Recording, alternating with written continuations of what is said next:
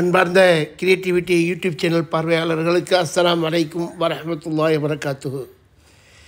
இந்த காணொளியில் நீங்கள் காண இருப்பது அண்மையில் அதிராம்பட்டினம் மிஸ்கின் சாஹிப் பள்ளிவாசல் மக்தப் அல் ராஷித் அங்கே நடந்த ஒரு நல்ல நிகழ்வு.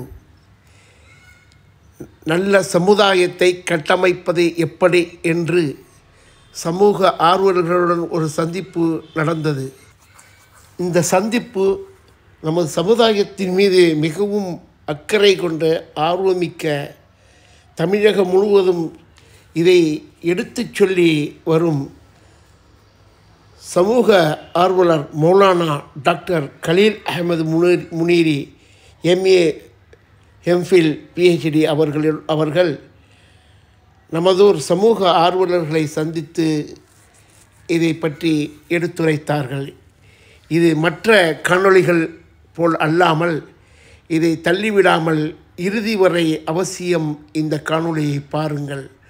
மட்டுமல்லாது நமது ஊரை சேர்ந்த ஒவ்வொருவருக்கும் இந்த காணொளி போய் சேர வேண்டும்.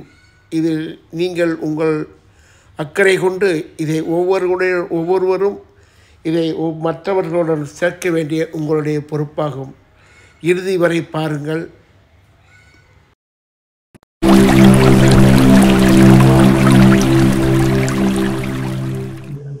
ومن سيئات أعمالنا من يهده الله فلا مضل له ومن يضلله فلا هادي له أشهد أن لا إله إلا الله وأشهد أن محمدا عبده ورسوله أما بعد கண்ணியத்திற்குரிய அல்லாஹ்வின் நல்லடியார்களே, அல்லாஹுடைய ஆகப்பெரிய கிருபையின் காரணமாக அல்லாஹ் ஒரு அமர்வை ஏற்படுத்தி கொடுத்திருக்கின்றான்.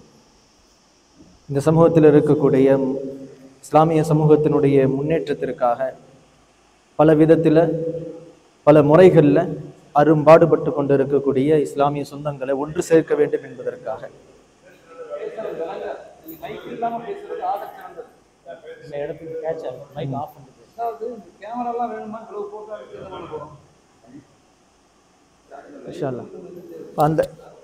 அந்த அடிப்படையில் எல்லாம் இங்கே ஒரு ஒன்று கூடுதலை எல்லாம் ஏற்பாடு செஞ்சான். இந்த ஒன்று கூடுதல் இருக்க இது மற்ற பயான்களை போன்று இல்லை. இதை நல்லா கவனிச்சுட்டு நம்ம இந்த அமர்வுகளை ஆரம்பிக்கணும் அப்படிங்கிறதுக்காக தான் ஒரு சின்ன விஷயம். இது மற்ற அமர்வுகளை போன்று பயானை போன்று ஜுமாவுடைய பயான்களை போன்று இல்லாமல் சமூகத்தினுடைய மேம்பாடுக்காக ஒரு சமூகத்தை எப்படி கட்டமைக்கணும், ஒரு சமூகத்தை எப்படி உருவாக்கணும், நம்மளுக்கு முன்னாடி இருந்தவர்கள் எப்படி உருவாக்குனாங்க, எதை அடித்தளமாக கொண்டு சமூகத்தை கட்டமைக்க முடியும் அப்படிங்கிறத ஒரு பேச்சாக இல்லாமல் தன்னுடைய வாழ்க்கையில பல விஷயங்களை அனுபவிச்சு பல விஷயங்கள்ல பாடுபட்டு அதை தங்களுடைய வாழ்க்கையில நடைமுறைப்படுத்தி கொண்டு இருக்கக்கூடியவங்க தான் மௌலானா நமக்கு முன்னாடி அமர்ந்திருக்கக்கூடிய டாக்டர் மௌலானா கலீல் முனீரி மௌலானா. இவங்க எல்லா விதத்திலையுமே இந்தியா முழுவதும் உள்ள பல இடங்கள்ல பல ஆய்வுகளை நடத்தி நம்ம இஸ்லாமிய சமூகத்தை எப்படி மேம்படுத்தணும் அப்படிங்கிறதுக்காக பல இடங்கள்ல இதே மாதிரி விஷயங்களை ஏற்படுத்துறாங்க, நிகழ்ச்சிகளை. நம்ம ஊர்லயும் எல்லாம் அப்படிப்பட்ட ஒரு வாய்ப்பை ஏற்கனவே பல 2-3 தடவை வந்திருக்கிறாங்க. இது 3வது தடவை. இப்போ இதை நம்ம சரியாக பயன்படுத்தணும். என்ன சொல்றாங்களோ அதை உள்வாங்கி அதை அமல்படுத்துறதுக்கு நம்ம முயற்சி செய்யணும். இன்ஷா இதனுடைய ஆரம்பமாக மௌலானாவை வரவேற்பதற்காக சாந்தா ஹாஜியார் அவங்கள சிறிது நேரம் உரையாற்றுவதற்காக அழைக்கும். இந்த சமூக ஆழ்வார நிகழ்ச்சிக்கு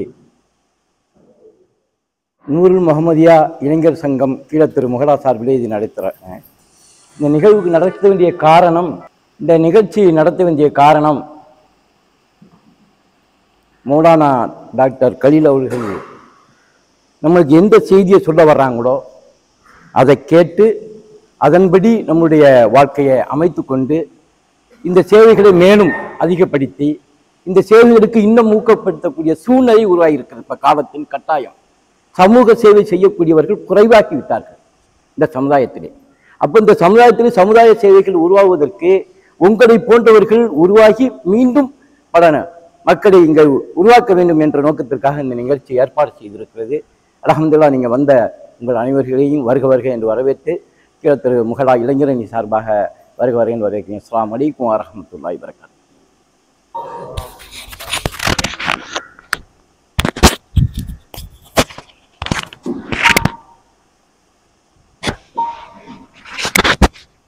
அடுத்தபடியாக மௌலானா அவர்கள் நமக்கு முன்னால் இந்த சமூகத்தினுடைய மேம்பாட்டுக்காக எவ்வாறு நாம் உழைக்க வேண்டும், எவ்வாறு அதை பயன்படுத்த வேண்டும் என்பதை தெளிவாக நமக்கு முன்னால் உரையாற்றுவார்.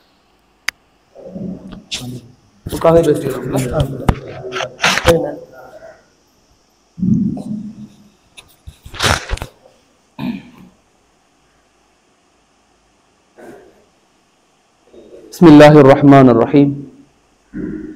அஸ்ஸலாமு அலைக்கும் வரஹ்மத்துல்லாஹி தஆலா வபரகாத்துஹு. அல்ஹம்துலில்லாஹ் அல்ஹம்துலில்லாஹி கஃபா வஸ்ஸலாத்து வஸ்ஸலாமு அலா சய்யிதினில் முஸ்தஃபா அம்மா பஅத். வகத் கால அல்லாஹு தஆலா ஃபில் குர்ஆனில் அஸீம். அஊது பில்லாஹி மினஷ் ஷைத்தானிர் ரஜீம். பிஸ்மில்லாஹிர் ரஹ்மானிர் ரஹீம். இன்னல்லாஹ லா யுகையிரு மா பிகௌமின் ஹத்தா யுகையிரு மா பிஅன்ஃபுஸிஹிம். ஸதகல்லாஹுல் அலீம். وقال رسول الله صلى الله عليه وسلم انما الاعمال بالنيات وانما لكل امرئ ما نوى. புகழ் அனைத்தும் ஏக இறைவன் அல்லாஹ் ஒருவனுக்கே உரித்தாகட்டும். அவனுடைய அன்பும் சாந்தியும் சமாதானமும் உலகத்தில் உள்ள அனைத்து மக்களின் மீதும் உண்டாகட்டும். ஆமீன். மாஷா அல்லாஹ், உங்களை சந்திச்சது பெரிய சந்தோஷம். அல்லாஹு தாலா நம்முடைய எண்ணங்களை, நம்முடைய செயல்களை, நம்முடைய அமல்களை, நம்முடைய தான தர்மங்களை ஏற்றுக்கொள்ளணும், கபூல் செய்வானாக. எல்லா நிலையிலும் அல்லாஹ்விற்காக அல்லாஹுடைய இறை தூதர் ஹஸரத் ரசூலுல்லாஹி ஸல்லல்லாஹு அலைஹி வஸல்லம் அவர்களுக்காக வாழ்ந்து மறையக்கூடிய பாக்கியத்தையும் அல்லாஹ் எனக்கும் உங்களுக்கும் தருவானாக. இந்த உலகத்தில் வாழும் போதே கண்மணி நாயகம் ஸல்லல்லாஹு அலைஹி வஸல்லம் அவர்களை கனவில் பார்க்கக்கூடிய பாக்கியத்தையும் அல்லாஹ் எனக்கும் உங்களுக்கும் தருவானாக. இந்த உலகத்தை விட்டு பிரியும் போது அஷ்ஹது அல்லா இலாஹ இல்லல்லாஹ் வ அஷ்ஹது அன்ன முஹம்மதன் அப்துஹு வ ரசூலுஹு என்ற திருக்கலிமாவோடு வாழ்ந்து மறையக்கூடிய பாக்கியத்தையும் அல்லாஹ் எனக்கும் உங்களுக்கும் நம்முடைய வருங்கால சந்ததிகளுக்கும் நசில்களுக்கும் அல்லாஹ் ஆக்கி அருள்வானாக. மாஷா அல்லாஹ், இன்னைக்கு சமூகத்துல பலதரப்பட்ட மக்கள் பலதரப்பட்ட சேவைகளை அவரவர்களால என்னென்ன முடியுமோ அதை மாஷா அல்லாஹ் செய்து கொண்டுதான் இருக்கிறாங்க. யாரும் இங்க வேலை செய்யாம கிடையாது.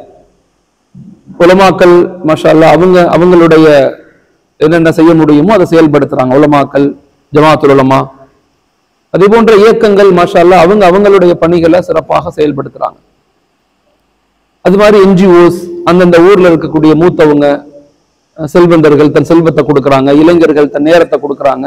இப்படி எல்லாருமே சேவைகள் செய்யறாங்க. யாரும் இங்க வேலை செய்யாம கிடையாது, எல்லாரும் வேலை செய்யறாங்க.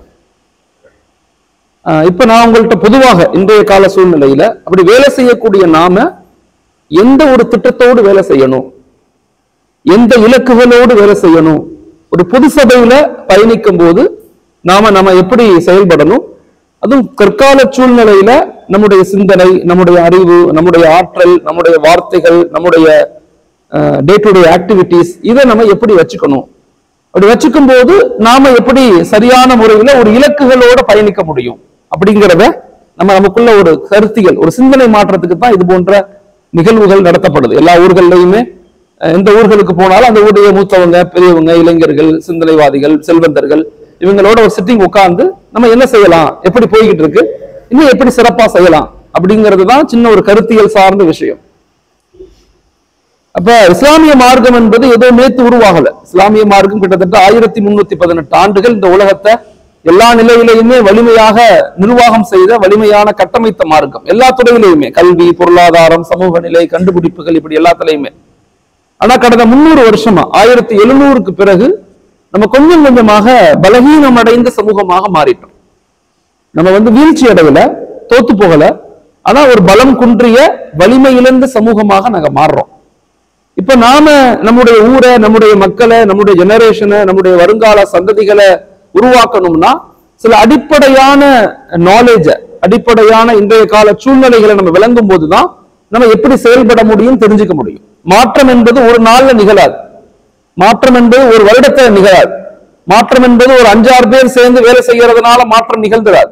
ஒரு சமூக எழுச்சி, ஒரு சமூக மாற்றம் ஏற்படணும்னா குறைஞ்சது 10 வருஷம் ஆகும், அதிகபட்சம் 33 வருஷம் ஆகும்.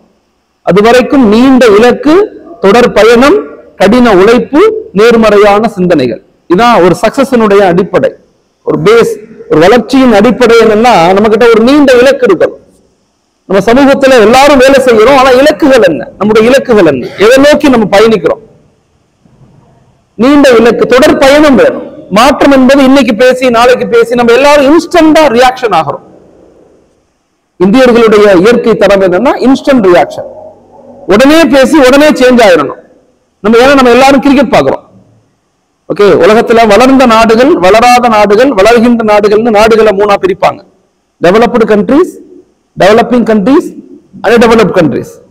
இந்த வளராத நாடுகளுடைய இயற்கை தன்மை என்னன்னா, அவங்க எல்லாம் அந்த ஸ்போர்ட்ஸ்ல பாத்தீங்கன்னா, உதாரணமா இந்தியா, பாகிஸ்தான், ஸ்ரீலங்கா, பங்களாதேஷ், இந்த மாதிரி இந்த வளராத நாடுகள்னு சொல்லுவாங்க, அன்டெவலப்டு கண்ட்ரீஸ்.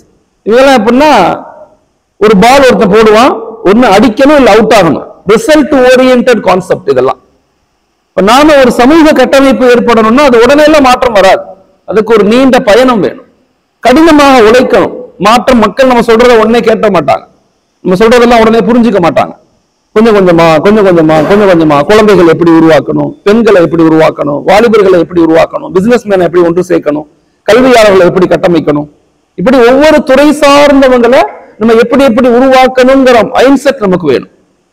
ஓகே, வெறுமன அறிவை கொண்டு, வெறுமன பொருளாதாரத்தை கொண்டு, வெறுமன நாலேஜை கொண்டு, அதிகாரத்தை கொண்டு மாற்றங்கள் வராது. It will go into mindset. எப்பவுமே மக்களை ஒரு திட்டத்தை நோக்கி நகர்த்தணும் அப்படின்னா நமக்கு மனநிலை மாற்றங்கள் வேணும். மனநிலை மாற்றங்களை உருவாக்கணும். நாலாவது கடின உழைப்பு, நேர்மறை சிந்தனை. மக்கள்கிட்ட பழகிற முறை முக்கியமானது. ஹக்க சொல்றோம்னு எல்லாத்தையும் உடச்சு விட்டுறக்கூடாது. உண்மையைத்தான் பேசுறோம்னு எல்லாத்தையும் மக்கள் எல்லாம் இல்லாமல் ஆக்கிடக்கூடாது. அப்ப அதை சொல்றது எப்படி சொல்லணும், அணுகுமுறை எப்படி, அதுக்கு பயிற்சிகள் வேணும். இதெல்லாம் இருந்தாதான் நம்ம ஊரை, நம்ம மக்களை, நம்ம ஜெனரேஷனை பாதுகாக்க முடியும். இன்னைக்கு கூட ஜும்மாவிலேயே அதான் சொன்னேன். காலைல உலமாக்கள் பஷால்லா ஒரு 40-50 உலமாக்கள் வந்திருந்தாங்க. அவங்கள்ட்ட நான் சொன்னேன், நம்ம ஊர் ஒரு பாரம்பரியமான ஊர். அதிராம்பட்டினம்ங்கிறது ஒரு பாரம்பரியமான மாஷா அல்லாஹ் ஊர். நம்ம ஊரை பத்தி எல்லா இடங்கள்லையுமே நிறைய உலமாக்கள், நிறைய சிந்தனை உள்ளவர்கள், ஆன்மீக சிந்தனை உள்ளவர்கள், தப்லீக்ல, தரீக்கத்துல பலதரப்பட்ட செல்வந்தர்கள், சமூகத்துக்கு சேவை செய்யணுங்கிற இளைஞர்கள், இப்படி எல்லா நிலையிலையுமே உயர்வான மக்கள் நம்ம வாழ்ந்து கொண்டிருக்கோம்.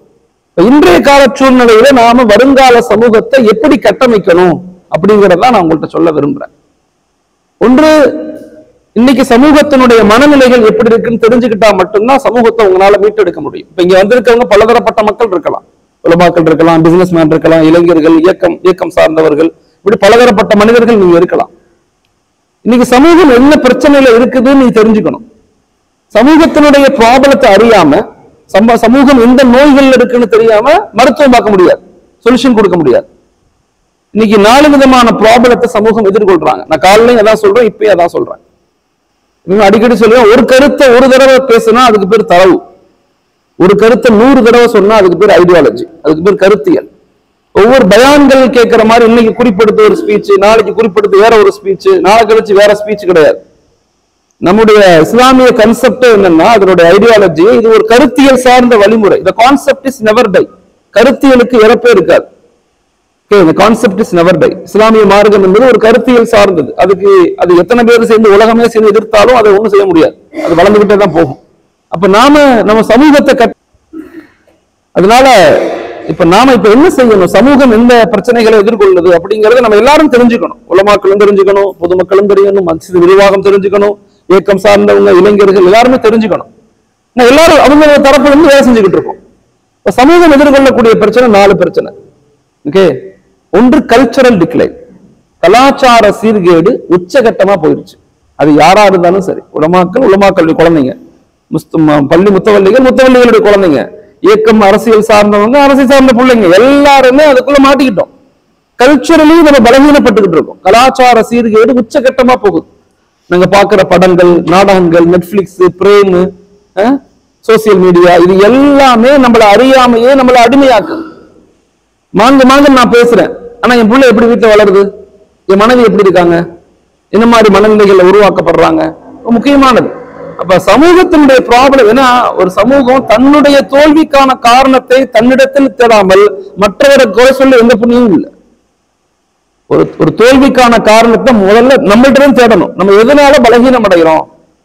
Not only for Tamil Nadu, India, உலகம் முழுக்க இஸ்லாமிய சமூகம் பலகீனம் அடைகிறாங்க. எதனால பலகீனம் அடைகிறோம்? இது முஸ்லிம் கம்யூனிட்டி மட்டுமல்ல, எல்லா மனித இனமே அந்த பலகீனத்துக்குள்ள இருக்குதுன்னு சொல்றாங்க, ஆய்வு சொல்லுது. கல்ச்சரல் டிக்ளைன், கலாச்சார சீர்கேடு. ஓகே, இப்ப அது எப்படி சமூகத்தை மீட்டெடுக்க போறோம்? 24% இளைஞர்கள் ட்ரக்ஸ் பயன்படுத்துறாங்களா? ஒரு நிமிடத்துக்கு ஆய்வு சொல்லுது, ஒரு நிமிடத்துக்கு 800 GB போனோகிராபிக் படம் உள்ள வெட்ல ஏற்றப்படுது, அப்லோட் செய்யப்படுது. அசிங்கமான படங்கள். நம்ம பிள்ளைங்க என்ன போன்ல பாக்குறான்னு யாருக்கு தெரியும்? என்ன மாதிரி மனநிலையில உருவாக்கப்படுறான்? விலங்குகள் இன்னைக்கு உலகம் விலங்குகளை கைகள்ல போடல, சைத்தான் விலங்குகளை மூளைகள்ல போட்டுக்கிட்டு இருக்கான். நம்ம சின்ன சின்னதா பேசிக்கிட்டு இருக்கோம். ஒரு அரபு கவி அழகா சொன்னோம், மரத்தினுடைய வேர்கள் வெட்டப்பட்டு கொண்டு இருக்கு. நம்ம இங்க எல்லாரும் சேர்ந்து மரத்தினுடைய கிளைகளுடைய கோணல்களை பத்தி பேசிக்கிட்டு இருக்கோம். அந்த கிளை இப்படி இருக்குது, இது வளைஞ்சு போச்சு, இதுல இளம் முளைகளும் பேசிக்கிட்டு இருக்கோம். இங்க மரத்தினுடைய வேரே வெட்டப்பட்டு கொண்டு இருக்கு. இங்க மக்களுடைய ஈமான் பாதிப்படையுது. அவன் முறுத்துதா நோக்கி நகர்றான். நான் என்ன யூனிவர்சிட்டி காலேஜஸ்க்கு போறேன், எல்லா நிலை மக்களையும் சந்திக்கிறோம். அவன் வந்து அல்லாஹ் இருக்கிறான்னு கேட்கிறான். வந்து அது எப்படி அந்த தியரி ஏற்றுக்கொள்ள முடியுங்கிறான். இன்னைக்கு படிக்கக்கூடிய டெக்னாலஜி சிஸ்டம் ஐடியாலஜி எல்லாம் உச்சகட்டத்துக்கு போகுது. இப்ப நான் மக்களுடைய ஈமானை எப்படி பாதுகாக்க போறோம்? இப்ப நமக்குள்ள சின்ன சின்ன கருத்து முரண்கள் இருக்கத்தான் செய்யும். அதை செருப்புகளை பூரா கழட்டி வச்சுட்டு வந்தா தான் அடுத்த சமூகத்தை இணைக்க முடியும். இல்லைன்னா இணைக்க முடியாது. நமக்குள்ளேயே நம்ம பேசிக்கிட்டே இருக்கிறோம், கருத்து முரண் இருக்கும், அது கருத்து பகையாகாம பாத்துக்கணும். அப்ப சமூக பிரச்சனை என்னன்னா, கல்ச்சுரலி இன்னைக்கு சமூகம் பாதிக்கப்பட்டு கொண்டிருக்கு. கலாச்சார சீர்கேடு, நம்முடைய வரலாறுகள் மறைஞ்சு போச்சு. யோசிச்சு பாருங்க, இந்தியாவுடைய முதல் கல்வி அமைச்சர் யாரு? இந்தியாவுடைய முதல் கல்வி அமைச்சர் யாரு? டாக்டர் மௌலானா அபுல் கலாம் ஆசாத். இன்னைக்கு அவருடைய பாட புத்தகத்துல கிடையாது. எங்க இருக்கு பாட புத்தகத்துல? இல்ல. இந்தியாவுடைய முதல் கல்வி அமைச்சர், இந்தியாவுக்காக வேண்டி யூனிவர்சிட்டி கிராண்ட் கமிஷன் கொண்டு வந்தவர், பல்கலைக்கழகங்களை இணைச்சவர், இப்ப இருக்கக்கூடிய IIT MIT எல்லாத்தையும் கொண்டு வந்தவர். ஆனா அவருடைய பாடம் இன்னைக்கு பாட புத்தகத்துல இல்ல. நியூ எஜுகேஷன் பாலிசி எதை நோக்கி நகர், எதை பத்தி யாராவது படிச்சிருக்கிறோமா? அந்த நியூ எஜுகேஷன் பாலிசி எதை கட்டமைக்குது? நம்ம பேச வேண்டியது இன்னைக்கு வந்து சோசியல் மீடியா ஓபன் பண்ணுங்க, நம்முடைய மாற்று சகோதர மக்கள் ஹிம்மத்தா பேசுறான். நியூ எஜுகேஷன் பாலிசி இங்க வரக்கூடாதுன்னு பேசுறாங்க. எப்படி ஆழமா பேசுறாங்க? அந்த கல்வி நமக்கு தெரியுமா?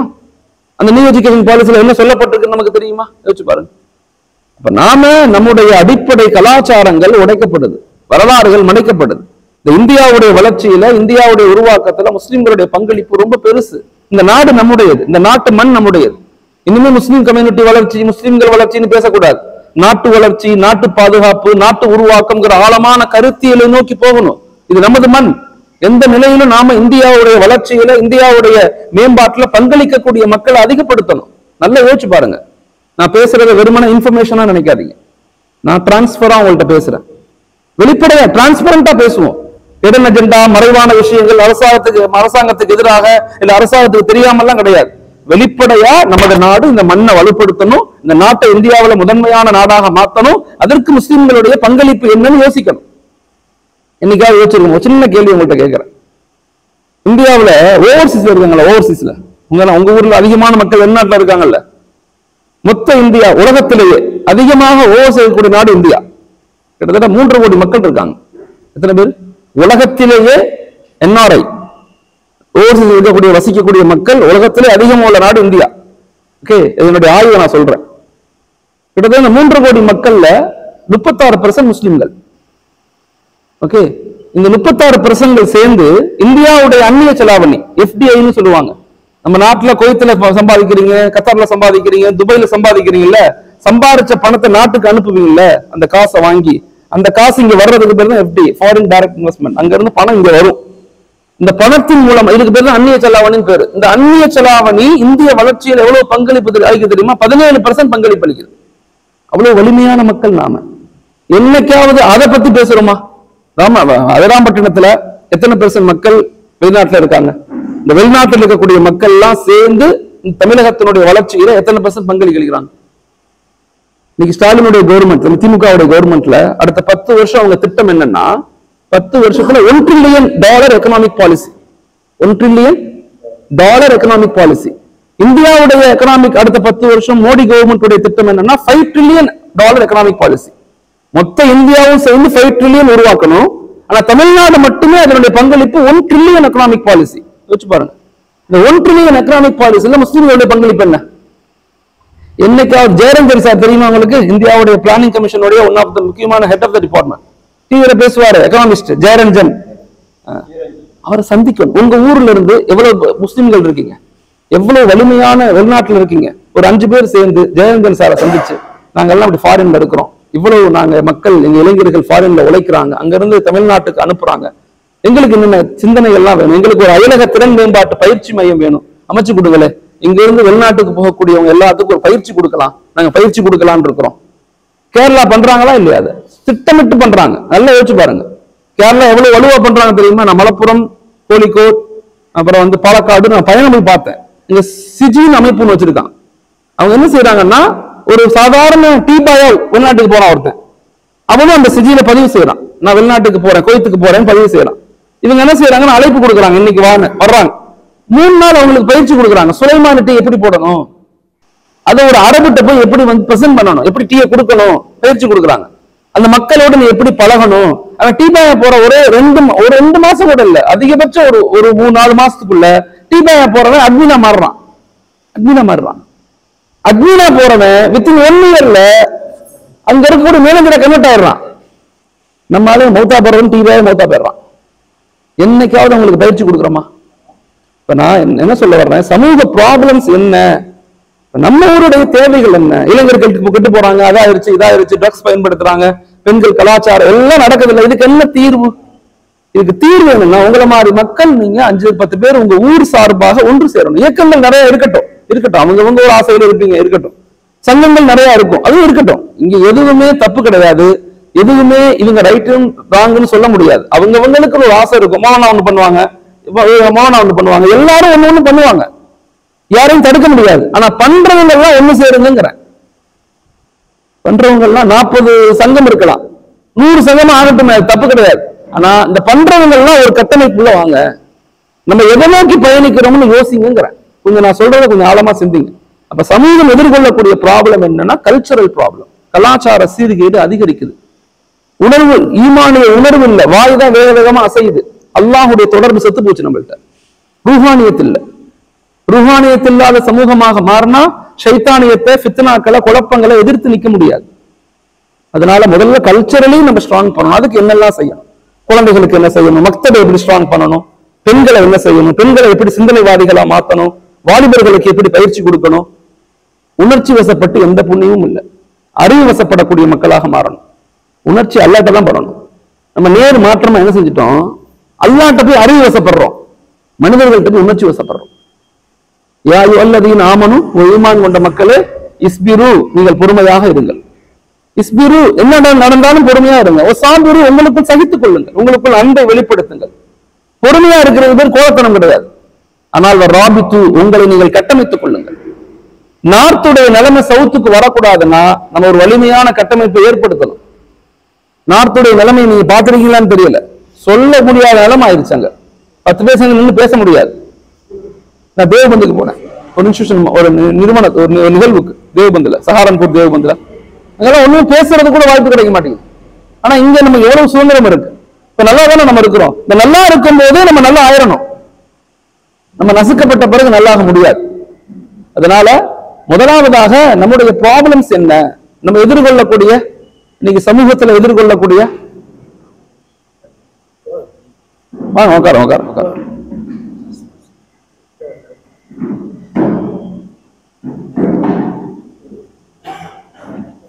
சரி.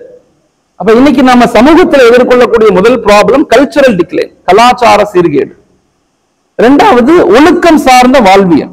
இன்னைக்கு சமூகத்துல நம்முடைய வருங்கால ஜெனரேஷனை வலிமைப்படுத்தணும், வருங்கால ஜெனரேஷனை சரியான முறையில கட்டமைச்சு கொண்டு போகணும்னா அவங்களை ஒழுக்கம் சார்ந்து, அறம் சார்ந்து உருவாக்க முயற்சிக்கணும். மூத்தவங்களை எப்படி மதிக்கிறது, பெற்றோர்கள் எப்படி கண்ணியம் செலுத்துறது, அதற்குண்டான பயிற்சி முறைகள் கொடுக்கணும்.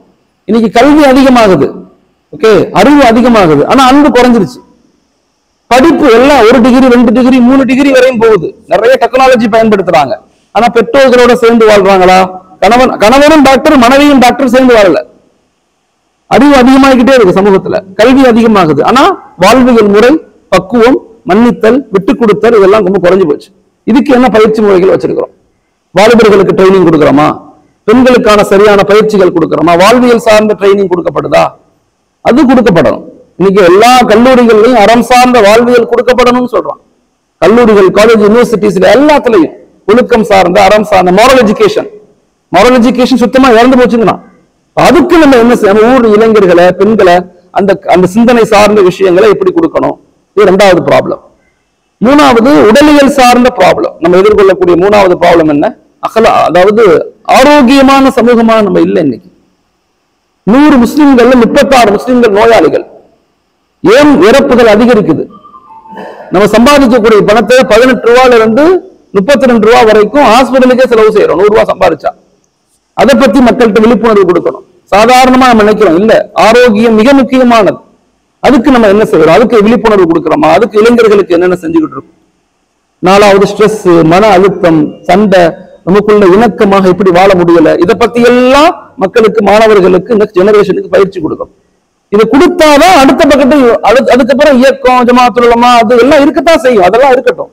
ஆனா பொதுவான சபைகள்ல, பொதுவான இடங்கள்ல இந்த 4 ப்ராப்ளத்துக்கும் நம்ம தீர்வை கொண்டு வரோம். அப்ப நம்ம அந்த 4 ப்ராப்ளத்தையும் தீர்வு அடையணும்னா நம்ம ஒரு வலிமையான சமூகத்தை எப்படி உருவாக்கணும்னு யோசிக்கணும். நான் இன்னைக்கு ஜும்மாவில் இதுதான் பேசுனேன், அதுதான் உங்கள்கிட்ட நான் பேசுறேன். புதுசா ஒரு விஷயம் இல்லை. ஹஜ்ரத் ரசூலுல்லாஹி ஸல்லல்லாஹு அலைஹி வஸல்லம் நமக்கு என்ன கற்றுக் கொடுத்தாங்களோ அதை நம்ம திரும்ப திரும்ப திரும்ப நமக்குள்ள பேசணும், நமக்குள்ள டிஸ்கஷன் பண்ணணும். அப்பதான் சமநிலை வளர்ச்சி நமக்கு கிடைக்கும்.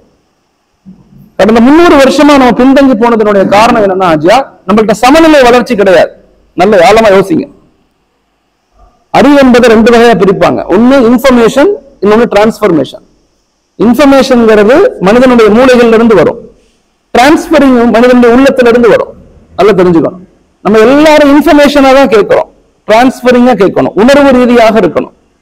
உணர்வு ரீதியாக நம்ம விளங்கும் போதுதான் அதை செயல்படுத்த முடியும். அப்ப பேலன்ஸ் சிஸ்டம், ஒரு சமநிலை வளர்ச்சிங்கிறது என்ன?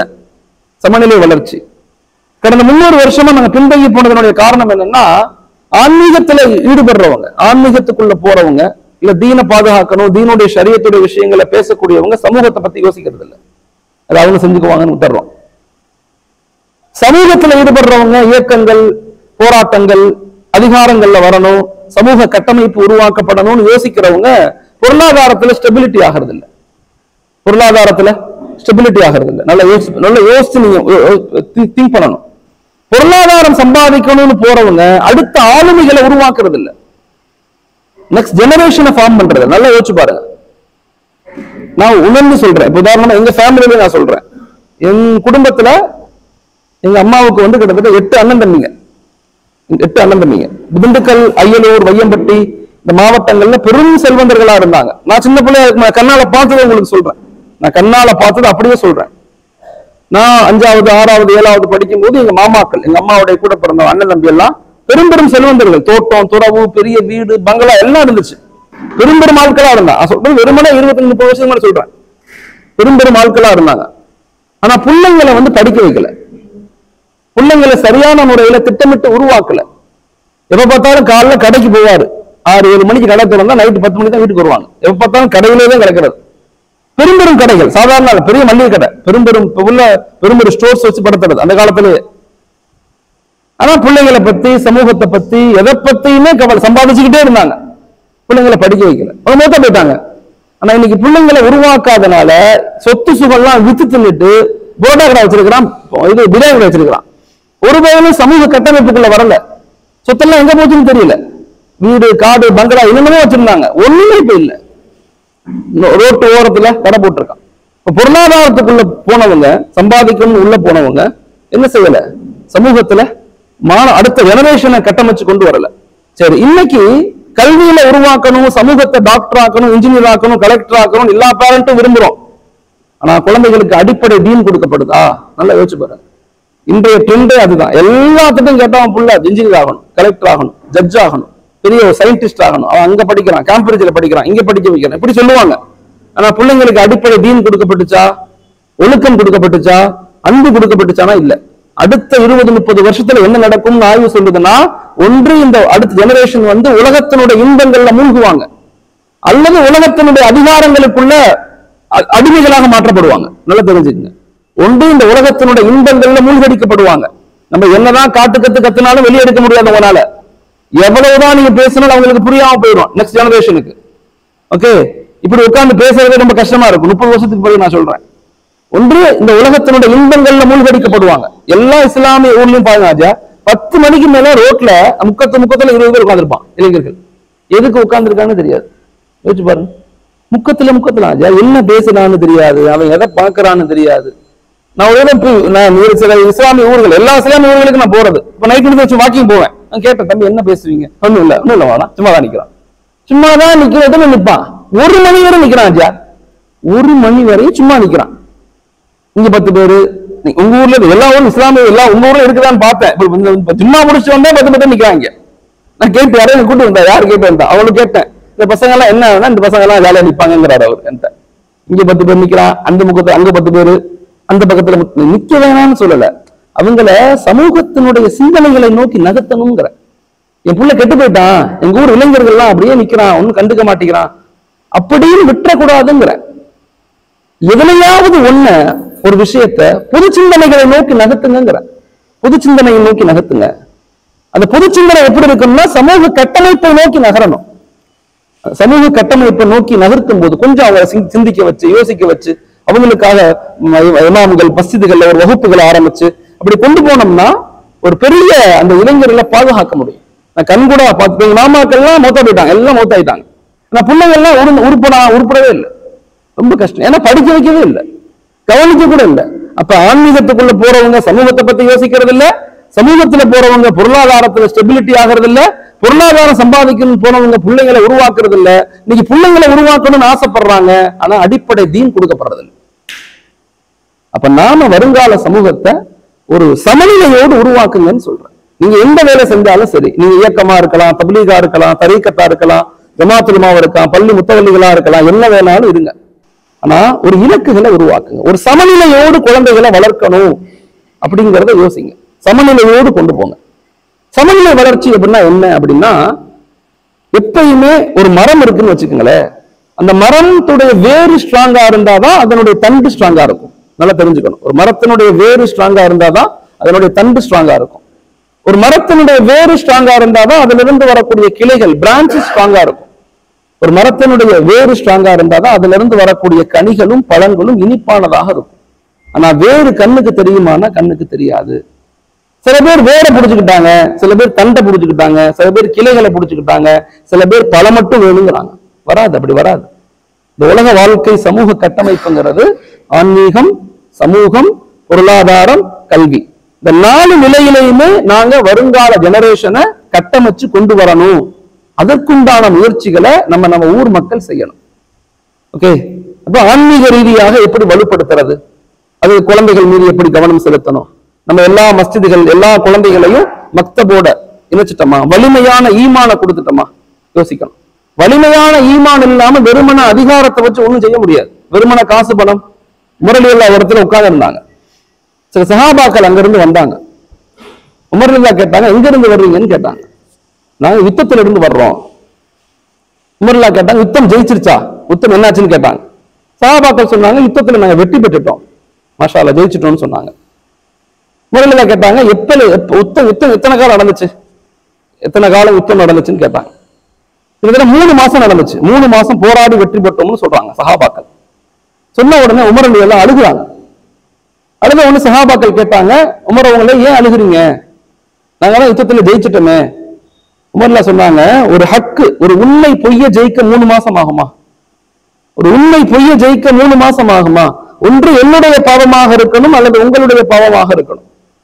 இந்த நிலைக்கு காரணம் ரொம்ப அழகா சொன்னாங்க. இஸ்லாமிய மார்க்கத்தினுடைய வளர்ச்சி, வெற்றி, மேம்பாடு, கட்டமைப்புங்கிறது அது வெறுமன அதிகாரத்தை கொண்டு அல்ல, அது வெறுமன ஆள்பலத்தை கொண்டு அல்ல, வெறுமன நாலேஜ் அறிவை கொண்டு அல்ல. ஈமானிய வளர்ச்சி, இஸ்லாமிய வளர்ச்சி என்பது தனி மனிதனுடைய தக்குவாவும் ஈமானுடைய தொடர்பும் உம்மத்தை பத்தி உண்டான கவலையை கொண்டுதான் இந்த மார்க்கம் கட்டமைக்கப்பட்டதுன்னு சொன்னாங்க. ஷா வலியுல்லா ஜஹீர் ரஹ்மத்துல்லாஹ் உமரே ஃபாரூக் என்ற கிதாபுல இதை பத்தி பேசுறாங்க. ரொம்ப ஆழமாக கவனிக்க வேண்டிய விஷயம் நமக்கு இருக்கு. நீங்க என்ன நிலைகள்ல இருங்க, நீங்க எந்த இலக்கை நோக்கி நீங்க பயணித்தாலும் சரி. இப்ப இயக்கங்கள்ல இருக்கிறவங்க அரசியல் களத்தை நோக்கி நகர்த்துவாங்க. தப்லீகில் இருக்கிறவங்க மாஷா அல்லாஹ் அவங்க மக்களை அல்லாஹோட இணைக்கணும்னு ஆசைப்படுறாங்க. தரீக்கத்துல உள்ளவங்க சூஃபிசம் அதை நோக்கி நகர்த்துறாங்க. ஜமாத் இளைஞர்கள், இப்படி பலதரப்பட்ட விஷயங்கள் உலகத்துல இருக்கத்தான் செய்யும். ஆனா நம்ம எல்லாரும் அந்த இலக்குகளை புரிஞ்சுக்குவோம், வலிமையான ஈமான மக்கள்கிட்ட கொடுப்போம் அப்படிங்கிற ஒரு பார்வை நமக்கு வேணும். 2வது, வருங்கால சமூகத்தை உருவாக்கும் போது ஸல்லல்லாஹு அலைஹி வஸல்லம் செஞ்ச மிக முக்கியமான விஷயம் சமூக கட்டமைப்பு. மதீனாவுக்கு முதல் வேலையா செஞ்சது அதுதான். ஒன்று, மக்களை அல்லாஹோடு இணைக்கிறது. மக்களை அல்லாஹோடு இணைக்காம உங்களால வெற்றியின் பாதையை உருவாக்க முடியாது. எதுவாக இருந்தாலும் தொழுகை, நோன்பு, நம்முடைய இபாதாத்துகள் நம்முடைய மிகப்பெரிய பலம். ஓகே, எதுல இருந்தாலும் உங்களுடைய தொழுகையின் மீது கவனமாக இருங்க. உங்களுடைய குடுக்கல் வாங்கல்ல நேர்மையாக இருங்க. ஒரு ஒழுக்கமான வாழ்வியலை கடைபிடிங்க. நம்மனால யாரும் பாதிக்கப்படாம இருக்கணும்னு யோசிங்க. அந்த ரூஹானியத்தை தான் நம்மளை பாதுகாக்குமே தவிர வெறுமன அதிகாரம் பாதுகாக்காது. நல்லா தெரிஞ்சுக்கங்க.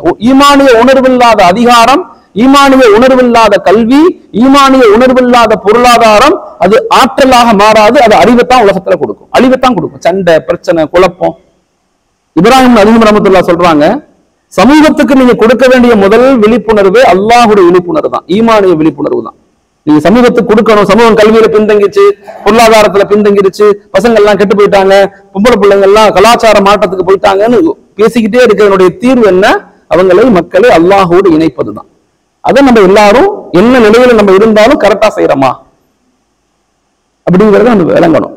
அப்ப குழந்தைகள் ஈமானிய கட்டமைப்பு யாராரு கொடுக்கணும்? குழந்தைகளுக்கு கொடுக்கணும், பெண்களுக்கு கொடுக்கணும், இளைஞர்களுக்கு கொடுக்கணும், ஃபேமிலி கொடுக்கணும். இது நம்முடைய திட்டம். முதல் பிளான் வந்து ஸ்பிரிச்சுவல் டெவலப்மெண்ட். நம்முடைய செயல் திட்டங்கள் என்ன? குழந்தைகள் மீது எப்படி கவனம் செலுத்துறோம்? எல்லா குழந்தைகளுக்கும் குரான் போயிருச்சா? வச்சு பாருங்க. இவ்வளவு நிறைய பேசுறோமே, நம்ம வீட்டுல இருக்க எல்லாரும் குரான் ஓத தெரியுமா? நல்லா நம்ம திரும்ப நல்லா யோசிச்சு பார்க்கணும். எந்த இதுல இருந்தாலும் சரி, நம்ம வீடுகள்ல குரானோட தொடர்பு நம்மள்ட்ட எப்படி இருக்குது? உலகத்துல 800 கோடி மக்கள் இருக்கும், 190 கோடி முஸ்லீம்கள் இருக்கிறாங்க. ஓகே, 26% உலகத்துல முஸ்லீம்களோட எண்ணிக்கை, 26%. 190 கோடி பேத்துல குர்ஆன பார்த்து முறைப்படி ஓத தெரிஞ்ச மக்கள் வெறுமன 3-5% மக்கள் தான். குர்ஆன் நம்முடைய மோஜிசா. நம்மள்ட்ட இருக்கிற ஒரே மோஜிசா குர்ஆன் மட்டும்தான். நாங்க நபியை பார்க்கல, ரசூலை பார்க்கல, சஹாபாக்களை பார்க்கல, தாபியன்களை பார்க்கல, நாங்க யாரையுமே பார்க்கல. நாங்க பார்க்கிற ஒரே மோஜிசா, அற்புதம் குர்ஆன் மட்டும்தான். What is Quran? The Quran is a conversation between abd and Allah. அல்லாவுக்கும் ஒரு அடியானுக்கும் மத்தியில சம்பாசனை தான் குர்ஆன். குர்ஆனை ஓததான் வலுவான பலமான சமூகமாக மாறுவோம். உமர் ரலியல்லாஹு வீரத்தை பத்தி பேசுவோம். அவர் நைட்டு முழுக்க எவ்வளவு குர்ஆன் ஓத தெரியுமா? அதை பத்தி பேசுறது இல்லைங்க. வீரத்தை பத்தி பேசுவோம், அறிவை பத்தி பேசுவோம், நாலேஜை பத்தி பேசுவோம். ஆனா அவர்களுக்கும் அல்லாஹ்வுக்கும், அவர்களுக்கும் இபாதத்துக்கும், அவர்களுக்கும் நபியினுடைய சுன்னத்துக்கும் எவ்வளவு தொடர்பு இருந்துச்சு. அது நமக்கு கிடைச்சிருச்சா? அது கிடைச்சாதான் பலமாக மாறும். புத்தி பலமும் புஜபலமும் மட்டும் போதாது. இலக்கியங்கள் சொல்லும், சமூகத்தை கட்டமைக்கணும்னா புத்தி பலம் புஜபலம் மட்டும் போதாது, அறிவும் வெறுமன ஆற்றலும் பத்தாது, ஆன்மீக பலம் வேணும், அல்லாஹுடைய தொடர்பு நமக்கு வேணும், இரவு தொழுகைகள் தொழுவணும். அப்பதான் நம்ம சமூகத்துல சேஞ்சஸ் ஏற்படுத்த முடியும். ஏன் முடியல? இத்தனை கூட்டம், இவ்வளவு போராட்டம், இவ்வளவு இருந்து ஏன் பலகீனம் அடைகிறோம் அப்படின்னா எங்கள்கிட்ட உணர்வுகள் குறைஞ்சு போச்சு. நான் சொல்றது உங்களுக்கு சொல்ல, எனக்கு நானே சொல்லிக்கிறேன், பேசக்கூடிய எனக்கு நானே சொல்லிக்கிறேன். ஓகே, அதனால முதலாவதாக மக்களை அல்லாஹோட இணைக்கக்கூடிய பணியை நம்ம செய்யணும். அது குழந்தைகள் எப்படி செய்யணும்? ஒவ்வொன்றும் பெரிய பெரிய பாடம், ஒரே நாள்ல என்னால எக்ஸ்பிளைன் பண்ண முடியாது. நான் ரொம்ப சுருக்கமா சொல்றேன். பெண்கள் தான் சமூகத்தினுடைய அச்சாணிகள். என்னதான் ஆண்கள் இவ்வளவு நேரம் பேசி இன்னொரு 5 நாள் உட்கார்ந்து இப்படி பேசினாலும் எதுவும் செய்ய முடியாது அவனால. ஆனா ஒரு பெண்ணுடைய மடிதான் ஒரு குழந்தையினுடைய முதல் பள்ளிக்கூடம். என் மனைவியோடு நான் எப்படி நடந்துக்கிறேன், என் மனைவியுடைய அல்லாஹ்வுடைய தொடர்பு எப்படி இருக்கு, மனைவியுடைய தொழுகை எப்படி இருக்கு, என் மனைவி உறவுகளை எப்படி பேணுறாங்க. உல்ஃபிகார் சாப்னு ஒரு மிகப்பெரிய ஆளும் இருக்கார் இந்தியாவில், மிகப்பெரிய ஒரு ஸ்காலர், நக்ஷபந்தி தரீக்கத்துல உச்சகட்டமான ஒரு ஸ்காலர். அவர் மிகப்பெரிய ஆலிம். அவரு சொல்றாரு, இன்னைக்கு உலகத்துல இவ்வளவு பெரிய ஞானியா அறிவாளியா மக்கள்லாம் என்னை போட்டுறாங்க. இந்த அறிவு, அந்த இவ்வளவு பெரிய புகழுக்கு காரணம் என்னுடைய அறிவோ என்னுடைய கல்வியோ இல்லை, எங்க அம்மாவுடைய துவான் தான் சொல்றாரு. அவ்வளவு பெரிய ஸ்காலர் அவரு. அவர் சொல்றாரு, காலையில தஹஜ்ஜத் நேரத்துல எங்க அம்மா 4 மணிக்கு எழுந்திருவாங்க. 4 மணிக்கு எழுந்திருச்சு, எங்க அம்மாவுக்கு 7 பிள்ளைங்க, எங்களுக்கு 7, எங்க குடும்பத்துல 7 பேர் குழந்தைங்க. எங்க அம்மா 4 மணிக்கு தஹஜ்ஜத்துல எழுந்து துவா தொழுதுட்டு ஒவ்வொரு குழந்தையுடைய பேர் சொல்லி எல்லாரும் துவா செய்வாங்க. யா அல்லாஹ் என் மகன் அப்துல் ரஹ்மான், யா அல்லாஹ் என் மகன் அப்துல் காதர், யா அல்லாஹ் என் மகள் ஃபாத்திமா, யா அல்லாஹ் என் மகன் ஜுல்ஃபிகார். எப்ப எங்க அம்மா என் பேரை சொல்றாங்களோ நான் விறுவிறுன்னு ஓடி போய் எங்க அம்மா மடியில படுத்துக்குவேன். எனக்கு வயசு 6-7 வயசு தான் இருக்கும். மடியில படுத்துக்குவேன். எங்க அம்மா என் தலையில கை வச்சு தடவிக்கிட்டே அல்லாஹ்ட்ட கேட்பாங்க, யா அல்லாஹ் என் மகனை இப்படி ஆக்கு, யா அல்லாஹ் என் மகனுக்கு ஹிதாயத்தை கொடு, யா அல்லாஹ் என் மகனுக்கு அறிவை கொடு. அழுதுகிட்டே ஜுல்ஃபிகார் சாப் சொல்லுவாங்க, அல்லாஹ் அக்பர். எதெல்லாம் இன்னைக்கு நான் அனுபவிக்கிறேனோ, எதெல்லாம் மக்கள் என்னை புகழ்றாங்களோ, இதெல்லாம் எங்க அம்மா எனக்கு 7 வயதுல கேட்ட துவாக்களுடைய வெளிப்பாடுன்னு சொல்றாங்க. என் மனைவி என் குழந்தையுடைய பேர் சொல்லி துவா செய்யறாங்களா? என்னைக்காவது யோசிச்சு பாருங்க. என்னைக்காவது என் மனைவி என் குழந்தையோட பேர் சொல்லி என் பேர் சொல்லி துவா செய்யறாங்களா? அப்படிப்பட்ட பெண் சமூகத்தை உருவாக்கணுமா? நாடார் சமூகத்தை பத்தி உங்களுக்கு தெரியும். நாடார் சமூகம் 40 வருஷத்துக்கு முன்னாடி எப்படி இருந்தாங்க? தொட்டா தீட்டு பாத்தா தீட்டுன்னு இருந்தாங்க. செருப்பு போடக்கூடாது, அவங்க தோல்ல துண்டு போடக்கூடாது, பெண்கள் மேலாடை போடக்கூடாது 40 வருஷத்துக்கு முன்னாடி. ஆனா இன்னைக்கு மொத்த இந்தியாவுடைய வளர்ச்சியில் 50% நாடார் சமூகம்.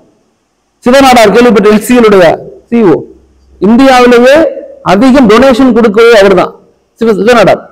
அவருடைய மகதான் இப்ப இன்னைக்கு CEO, HCL CEO. எவ்வளவு பெரிய கட்டமைப்பு தெரியுமா?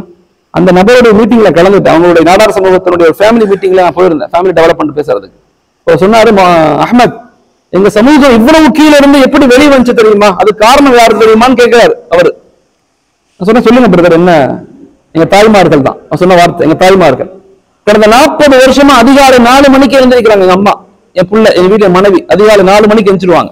எழுந்திருச்சு என் பிள்ளைய எழுப்பி என்ன எழுப்பி, எங்களுக்கு எழுத படிக்க தெரியாது, எங்க அம்மாவுக்கு எங்க அம்மா கல்லு உடைச்சுதான் படிக்க வச்சாங்க, எழுத படிக்க தெரியாது. எழுப்பி படித்தங்கம் படிச்சாதான் நமக்கு நம்ம ஊர் பெரியவங்க சொல்றாங்க, படிக்க சொல்றாங்க, நீங்க படிங்க. அவங்க 1890 திட்டமிட்டாங்க. 90 40 வரை காமராஜரை பக்கா பிளான் பண்ணி கொண்டு வந்தாங்க. ரெடி பண்ணி கரெக்டா கொண்டு வந்து காங்கிரஸ் தலைவரா மாத்தி, அப்படியே சிஎம்ஆ மாத்தி, எவ்வளவு பெரிய கட்டமைப்புங்கிறீங்க. படிக்கணும், இதெல்லாம் நம்ம தெரிஞ்சுக்கணும். சும்மா நமக்குள்ள சண்டை போட்டுக்கிற அது இதுன்னு பேசிக்கிட்டே இருந்தோம்னா என்ன செய்ய முடியும்? ஒன்னும் செய்ய முடியாது. இப்படியே கத்திக்கிட்டே இருக்க வேண்டியதான் வாழ்க்கை முழுக்க. இலக்கு இருக்கணும். பெண்களை எப்படி உருவாக்கணும், அவங்க மனநிலைகளை எப்படி உருவாக்கணும். ஆய்வு சொல்லுது, இன்னைக்கு நான் பெண்கள் சில நேரங்கள்ல வருத்தப்படுறத சொல்லிதான் ஆகணும், தப்பா நினைச்சு கொள்ள கூடாதுன்னு சொல்லி. 30-40 வருஷத்துக்கு முன்னாடி ஆஞ்சார் விமன் டாக்ஸிக்னு இருந்துச்சு. சாரி, மென் டாக்ஸிக். அப்படின்னா என்னன்னா, உமன் பெண்களை டாமினேட் பண்ணுவாங்க, ஆண்கள் பெண்களை டாமினேட் பண்ணுவாங்க. அப்படித்தான் இருந்துச்சு 30-40 வருஷத்துக்கு முன்னாடி. ஆனா இன்னைக்கு ஆய்வு சொல்லுது, என்ன சொல்லுதுன்னா, விமன் டாக்ஸிக் வந்துருச்சான். பெண்கள் தான் ஆண்களை டாமினேட் பண்றாங்க. அவங்க கேட்கறது, அவங்களுடைய உதாரணத்துக்கு ஒண்ணு இல்ல, நிக்கா முடிக்கணும்னு வச்சுக்கோங்க. நான் சொல்றது not only for Muslim community நான் சொல்லல, பொதுவாக உலக சமுதாயத்தை நான் சொல்றேன். முஸ்லிம் பெண்கள் அந்த அளவுக்கு மோசமாக போகல, அல்லாஹ் பாதுகாக்கணும். பொதுவாக பெண்களை சொல்றாங்க, 1.5 லட்சம் ரூபாய்க்கு மேக்கப் போடுறாங்க. ஜாவ பொண்ணு 1.5 லட்சம் ரூபாய்க்கு. அத்தா கஷ்டப்பட்டு சம்பாதிக்கிறதே விளங்க மாட்டேது அவங்களுக்கு. 1.5 லட்சம் ரூபாய்க்கு மேக்கப், இந்த மண்டபத்துலதான் கல்யாணம், இந்த நகை தான் வாங்குவேன், இந்த ஊருக்கு போவேன், இப்படித்தான் நடந்துக்குவேன். எளிமை, கணவனை விட்டு கொடுத்து போகுதல், அத்தாவுடைய சம்பாத்தியமே, அதை நம்ம சரியா எதையுமே அவங்களுக்கு யோசனை இல்லை. கல்ச்சரலி பாதிக்கப்படுறாங்க. எப்படி இவங்களை நாங்க மீட்டெடுக்க போறோம்? அதுக்கு என்ன வழி வச்சிருக்கிறோம்? பெண்களை எப்படி சமுதாய கட்டமைப்புகளை கொண்டு வருகிறோம்? பெண்கள் தான் ஒரு சமுதாயத்தின் அச்சாணிகள். அவர் சொல்ல, எங்க அம்மா கல்லு உடைச்சுதான் எங்களை படிக்க வச்சாங்க. 4 மணிக்கு எந்திரிச்சு படிக்க வச்சு, திரும்பி நாங்க எங்களுக்கு சாப்பாடு கொடுத்து எங்களை எல்லாம் ஸ்கூலுக்கு அனுப்பிட்டு, எங்க அம்மா கல்லு உடைக்க போயிடும், விவசாயத்துக்கு போயிடும். விவசாயம் பண்ணி தெரியும் மதியம் 3 மணிக்கு வரணும். நாங்க ஸ்கூல் விட்டு வந்தோடனே எங்களுக்கு திரும்பி டீ போட்டு கொடுத்து திரும்பி எங்களை படிக்க சொல்லுவாங்க. அவங்க அம்மாவுடைய போட்டோவை காட்டுறேன் அவன் டேப்ல. அவங்க அம்மா 2 கையும் காப்பு காய்ச்சிருக்காச்சு, கண்ணுங்கரையும் கருப்பா இருக்கு. சொல்றாரு, நான் இப்ப டாக்டரா இருக்கேன், எங்க அம்மா இப்படி கஷ்டப்பட்டு தான் எங்களை உழைச்சாங்க, அதனாலதான் எங்க அம்மாவுடைய கையை நான் போட்டோ பிடிச்சி வச்சிருக்கேங்கிறார். ஒரு சமூக கட்டமைப்பு உருவாகணும்னா எல்லாரும் பங்களிப்பு அளிக்கணும். அப்ப குழந்தைகள், பெண்கள், வாலிபர்கள், குடும்பங்கள், இதை எப்படி அல்லாஹ்வோட இணைக்கணும்? அதுக்கு என்ன திட்டம் இருக்கு? அதுதான் எல்லா ஊர்லயும் சொல்றோம். இதுக்கு ஒரு குழு உருவாக்குங்க. அந்த குழுவுடைய வேலையே குழந்தைகளை கட்டமைக்கணும், மக்தபுகளை ஸ்ட்ராங் செய்யுங்க, பெண்கள் மதரசாக்களை வலிமையா மாத்துங்க. அது பெண்களை எப்படி இலக்குகளோட உருவாக்கணும், வாலிபர்களுக்கு என்ன செய்யணும், வாராந்திர வகுப்புகள் ஆரம்பிங்க. ஒவ்வொரு ஊர்களையும் வாலிபர்களுக்காக சில கோர்சஸ் உருவாக்குங்க. அதுல வரலாறு, பொருளாதாரம், சமூகவியல், வேலை வாய்ப்பு, இன்டர்வியூ எப்படி அட்டன் பண்ணணும், கம்யூனிகேஷன் டெவலப்மெண்ட் எல்லாத்தையும் கொடுங்க. வெறுமனே அல்லாஹ் தீனை மட்டும் சொன்னா ஓடி போயிடறான், வரமாட்டேங்கிறான். அல்லாஹ் போலீஸ்னு வரமாட்டேங்கிறான். அவனுக்கு எல்லாம் மற்றதெல்லாம் கொடுத்து கூப்பிடுங்க, வருவாங்க. இப்ப நாங்க ஜமால்ல இஸ்லாமிய வாழ்வியல் கல்வின்னு கொடுக்குறோம். நாளை கழிச்சு கான்வெகேஷன் 15 காலேஜ்ல நாங்க பாடத்திட்டம் அமைச்சு பண்ணிட்டு இருக்கோம். மாஷா அல்லாஹ். ஒவ்வொரு இடத்துலயும் 2000-3000 மாணவர்கள் படிக்கிறாங்க. காலேஜே சொல்றாங்க, இந்த வகுப்புக்கு பிறகு அவங்கள்ட்ட மனமாற்றம் ஏற்படுது. எல்லாரும் உலகத்துல நல்லவங்க தான் ஹஜ்ஜா, யாரும் கெட்டவங்க எல்லாம் கிடையாது. நம்ம என்ன பயிற்சி கொடுக்கிறோமோ, என்ன நடைமுறைகளை கொடுக்கிறோமோ, அதன்படிதான் உருவாகுவாங்க அவங்க. இது முதல் விஷயம். ஆன்மீக ரீதியா நம்ம எப்படி உருவாகணும், இதுக்கு நம்ம ஊர்ல நம்ம என்னெல்லாம் செய்யணும். ஓகே. 2வது, சமூக ரீதியாக எப்படி கட்டமையணும். ஸல்லல்லாஹு அலைஹி வஸல்லம் மதீனாவுக்கு வந்தோடனே 70க்கும் மேற்பட்ட கிளையார்களை சந்திச்சாங்க. எல்லாத்துக்கும் உடன்படிக்கை செய்து கொண்டாங்க. நல்லா தெரிஞ்சுக்கங்க. இன்னைக்கு தமிழ்நாடு வந்து மொத்த இந்தியாவுடைய வளர்ச்சியில 47.9% காரணம் என்னன்னா சவுத் இந்தியா தான். கேரளா, கர்நாடகா, ஆந்திரா, தெலுங்கானா, தமிழ்நாடு, பாண்டிச்சேரி இந்த 6 ஸ்டேட்டும் சேர்ந்து ஜிடிபியா இருக்கட்டும். ஜிடிபினா உள்நாட்டு உற்பத்தி, ஹியூமன் ரிசோர்ஸ் டெவலப்மெண்ட், மனித வளம், இண்டஸ்ட்ரியல் டெவலப்மெண்ட். தமிழ்நாட்டில் மட்டும் கிட்டத்தட்ட 32,786 இண்டஸ்ட்ரியல் ஃபார்மேஷன் இருக்கு. மகாராஷ்டிராவோட அதிகம் இண்டஸ்ட்ரியல் ஃபார்மேஷன். நம்ம எத்தனை இண்டஸ்ட்ரியல் ஃபார்மேஷன் உருவாக்கணும்? எத்தனை பேர் வெளிநாட்டுல நம்ம இருக்கிறோம்? நம்ம எல்லாம் சேர்ந்து ஒரு இண்டஸ்ட்ரியல் ஃபார்மேஷன் பண்ணி இங்க 10 பேருக்கு வேலை வாய்ப்பு கொடுக்குறோமா? கேரளா பண்றாங்க, ரொம்ப அழகா பண்றாங்க. அரபு நாடுகளுடைய ஷேரை கொண்டு வந்து இன்வெஸ்ட் பண்ண வைக்கிறான் இந்த கேரளாவில். நம்மளால ஏன் பண்ண முடியல? அதை பத்தி யோசிக்கணும். ஏன்னா இந்த பக்கத்து வந்து தஞ்சாவூர், நாகப்பட்டினம், திருவாரூர், மயிலாடுதுறை, கும்பகோணம் இந்த 5 பகுதிகளும் எப்படி ராமநாதபுரம் அந்த பக்கத்து எப்படி ஸ்ட்ராங்கா இருக்கோ அதே போல உங்க பக்கத்து வெரி ஸ்ட்ராங் இருக்கு. நிறைய மக்கள் ஃபாரின்ல இருக்கீங்க. உங்களுக்குள்ள ஒரு கனெக்ஷன்ஸ் ஏற்படுத்தி உங்களுக்குள்ள ஒரு டீம் ஃபார்ம் பண்ணி அந்த டீம் எப்படி அரசாங்கத்தை அணுகணும். நாங்க எத்தனை % மக்கள் வெளிநாட்டுல இருக்கிறோம், எங்களுடைய அந்நிய செலாவணி மூலமாக இந்த நாடு தமிழ்நாடு இவ்வளவு வளர்ச்சி அடையுது அப்படின்னு என்னைக்காவது கவர்மெண்ட் சந்திக்கிறோமா? சந்திக்கிறது இல்ல. சரி, வியாபாரிகள் சேர்ந்து நான் ஜெயரஞ்சன் சாரை மீட் பண்ணும்போது எங்களும் பேசிக்கிட்டு இருக்கோம். ரொம்ப நேரம் பேசுறோம், நானும் சாரும் பேசுறோம். ஒரு மீட்டிங் அழைப்பு கொடுத்துருந்தேன், வந்துருந்தாங்க. அவர் சொல்றாரு முஸ்லிம்களுடைய பங்களிப்பு அடுத்த 10 வருஷத்துல 8,000 கோடி இருக்கணுங்கிறார். $8,000 கோடி பங்களிப்பு அளிக்கணும். ஒன்றியல் எக்கனாமிக் பாலிசியில 8,000 கோடி முஸ்லிம்களுடைய பங்களிப்பு. ஆனா உங்க எல்லா சமூக மக்களும் இங்க சந்திக்க நாடார் வர்றாங்க, மார்வாடிஸ் வர்றாங்க, ஜெயின்ஸ் வர்றாங்க, எல்லாரும் சந்திக்கிறாங்க.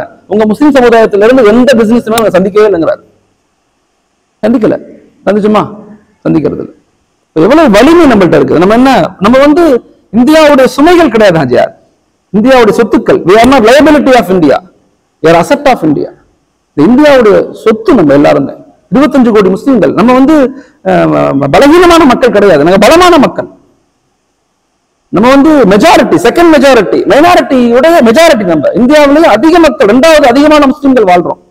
இந்த நாடு, இந்த நாட்டுடைய வளர்ச்சி, இந்த நாட்டுடைய மண், இந்த மக்கள் எல்லாரும் தெரிஞ்சுக்கணும். வரலாறுகளை தெரியணும், சமூகவியல் தெரியணும், பொருளாதாரம் தெரியணும். அப்படி தெரிஞ்சாதான் உங்க ஊரை நெக்ஸ்ட் ஜெனரேஷனை பாதுகாக்க முடியும். இல்லைன்னா கையை விட்டு போயிட்டான், ட்ரக்ஸுக்கு அடிமை ஆயிட்டான், இவன் இப்படி போயிட்டான், ஓடி போயிட்டான், அந்த புள்ள அப்படி ஆயிடுச்சுன்னு பேசிக்கிட்டே இருந்தோம்னா என்ன செய்ய முடியும்? அதை நம்ம யார் செய்வா? ஊர் ஜமாத் தான் செய்யணும். ஊர் ஜமாத் யோசிக்கணும். மூத்தவங்க, செல்வந்தர்கள், படித்தவங்க, ரிட்டையர்ட் ஆபீசர்ஸ் எத்தனை பேர் இருக்காங்க, ஒண்ணு சேருங்க. உலமாக்கள் எல்லாம் ஒண்ணு சேருங்க, உட்காருங்க, உட்கார்ந்து யோசிச்சு பாருங்க என்ன செய்யலாம்னு சொல்லி. இனிமேல் சின்ன சின்ன வருத்தங்கள், கருத்து முறங்கள் இருக்கும், அதெல்லாம் விட்டுடுங்க. விட்டுட்டு அடுத்தது எப்படி செய்யலாம், செயல்படலாம்னு யோசிங்க. சமூக ரீதியா கட்டமைக்கணும்னா நம்ம ஒரு திட்டம் நமக்கு வேணும். ஒண்ணு ஊரக வளர்ச்சி. இந்த ஊருடைய வளர்ச்சிக்கு நம்ம என்ன செய்ய போறோம்? எத்தனை மரங்கள் நட்டிருக்கோம், எத்தனை குளங்கள் வெட்டிருக்கோம், எத்தனை மழைநீர் சேகரிப்பு தொட்டிகள் அமைக்கிறோம். இங்க இருக்கக்கூடிய தாசில்தார், இங்க இருக்கக்கூடிய விஓ, இங்க இருக்கக்கூடிய டெப்டி கலெக்டர், இவங்களை சந்திக்கிறோமா? இவங்களை ஏதாவது ஃபங்க்ஷன் நடத்தி கூப்பிடுறோம், ஊருக்கு கூப்பிடுறோமா? யோசிக்கணும். ஒரு 1000 மரம் நடுங்க உங்க ஊர்ல. மரமேடு விழா நடத்தி இங்க இருந்து கலெக்டரை கூப்பிடுங்க, எங்க ஊருக்கு வாங்கன்னு சொல்லுங்க. தேசம் வளர்த்து நேசம் காப்போம். நாங்க தமிழகம் முழுக்க 70 இடங்கள் நடத்துறோம். தேசம் வளர்த்து நேசம் காப்போம். ஒரு இஸ்லாமிய ஊரை சுத்தி உள்ள மாற்று சகோதர மக்கள் யாரெல்லாம் பஞ்சாயத்து தலைவர், முக்கியஸ்தர்கள், இவங்க எல்லாம் அழைப்பு கொடுக்கிறோம். அதுக்கு இதயங்களை இணைப்போம்னு ப்ரோக்ராம் நடத்துறோம். சவுத் இந்தியாவுடைய பலமே சமூக நீதி, சகோதரத்துவம். இதை இன்னும் நம்ம ஸ்ட்ராங் செய்யணும். நான் சொல்றது ரொம்ப சாதாரணமா நினைக்காதீங்க. இதெல்லாம் நார்த்ல செய்யாததனுடைய விளைவுதான் இவ்வளவு பெரிய பலகீனம், இவ்வளவு பெரிய பலகீனம். ஆனா சவுத்துல இயற்கையிலேயே நம்முடைய மண்ணினுடைய மகிமை, மக்களுடைய மகிமை வந்து சகோதரத்துவம், சமத்துவம், சகோதரத்துவம், விட்டு கொடுத்தல். இதை இன்னும் நம்ம ஸ்ட்ராங் செய்யணும்னா நம்ம ஊர் இஸ்லாமிய நிறைய முஸ்லிம்கள் வாழ்றோம். சுத்தி உள்ள மாற்று சகோதர மக்களோடு நல்ல தொடர்பை, நல்ல நல்ல நிலைகளை, நல்ல சகோதரத்துவத்தை எப்படி பேணணும், அதற்கு வருஷத்துக்கு ஒரு தடவை, 2 வருஷத்துக்கு ஒரு தடவை எப்படி நிகழ்வு நடத்தணும், நமக்கு அதை சம்பாதிக்கிறோம். எப்படி நம்ம அவங்களுக்கு ஷேர் பண்றோமா? இங்க இருந்து அதெல்லாம் பண்றது எத்தனை குழந்தைகள் படிக்கிறாங்க, சுத்தி உள்ள கிராமங்கள் குழந்தைகள் எத்தனை பேர் நம்ம படிக்க வைக்கிறோம். நான் சொல்றது சாதாரணமா நினைக்க கூடாது. நீங்க அடுத்த 15-20 வருஷம் கழிச்சு என்ன நடக்க போகுது நான் ஆய்வின் அடிப்படையில் உங்கள்கிட்ட சொல்றேன். பள்ளப்பட்டின்னு ஒரு ஊர், உங்களை மாதிரியே தான் இருப்பாங்க மாஷா அல்லாஹ். இப்ப அவங்க கிட்டத்தட்ட ஒரு 2000-3000 பேரை இணைச்சு ஒரு டீம் அமைச்சு அந்த ஊருடைய வளர்ச்சிக்கு பல வேலைகள் செய்யறாங்க. இப்ப ரொம்ப சிறப்பா செயல்படுறாங்க. முதல்ல பார்த்துட்டு வாங்க போய். ஒரு 5 பேர் சேர்ந்து அந்த ஊர்ல என்ன செய்யறாங்க, இந்த ஊர்ல என்ன செய்யறாங்க, இந்த ஊர்ல என்ன செய்யறாங்கன்னு பார்த்துட்டு வாங்க போய். நம்ம ஊர் சிறந்த ஊர் தான், மாற்று கருத்து இல்லை. மற்ற ஊர்கள்ல என்ன நிலவுகள் நடக்குது, மற்ற ஊர்கள் ஒண்ணு சேர்ந்து எப்படி செயல்படுறாங்கிறத பாருங்க போய். பார்த்தா உங்களுக்கு ஒரு ஐடியா கிடைக்கும். அப்ப சமூக கட்டமைப்புல ஊடக வளர்ச்சி. இரண்டாவது கோ எக்ஸிஸ்டன்ஸ், மாற்று சகோதர மக்களோடு எப்படி தொடர்புகளை வலிமைப்படுத்திக்கிட்டு இருக்கோம், முக்கியமானது. மூணாவது triple C, cooperation and coordination. நம்ம ஊர்ல பலதரப்பட்ட இயக்கங்கள் இருக்கலாம், அமைப்புகள் இருக்கலாம், சங்கங்கள் இருக்கலாம். இவங்கெல்லாம் வருஷத்துக்கு ஒரு தடவை எப்படி ஒண்ணு சேரலாம், 3 மாசத்துக்கு ஒரு தடவை எப்படி ஒண்ணு சேரலாம், யோசிச்சு பாருங்க, யோசிக்கணும். ஓகே, நாங்க பேர்ணாமட்டுன்னு ஒரு ஊர் இருக்கு, வேலூர் பக்கத்துல, ஆம்பூர் பக்கத்துல. மாஷா அல்லாஹ், இந்த பேர்ணாமட்டுல மாஷா அல்லாஹ் நாங்க ஒரு திட்டமிட்டு பேசி இன்னைக்கு 40 அமைப்புகளை ஒண்ணு சேர்த்துட்டோம். 40 அமைப்புகள். உங்க ஊர் அதிகம் இருக்குன்னு நினைக்கிறேன். உங்க ஊர்ல 40 அமைப்புகளுக்கு மட்டும் இல்ல, அங்க 40 அமைப்புகள், ஜமாத் இஸ்லாமியா அது இது நிறைய இருக்கும். எல்லாரும் ஒரு பெஞ்சுக்கு வந்துட்டாங்க. அவங்களும் ஒண்ணு செய்யறாங்க, கல்வி உதவி செய்யறாங்க, இவங்க மருத்துவம் செய்யறாங்க, இவங்க உதவி, பண உதவி, எல்லாரும் இந்த செய்யறவங்க எல்லாம் ஒண்ணு சேர்ந்து நீ என்ன பண்ற நான் என்ன பண்றேன், டூப்ளிகேட் வேலை செய்யாதீங்க. ஒருத்தவங்க மரம் நடுறீங்களா, நீங்க மரம் நடாதீங்க, மரத்தை 5 மரத்தை எக்ஸ்ட்ரா வாங்கி கொடுங்க, அவங்க நட்டு போறாங்க. அப்ப அந்த அந்த இணக்கம் இன்னைக்கு தேவைன்னு சொல்றேன்.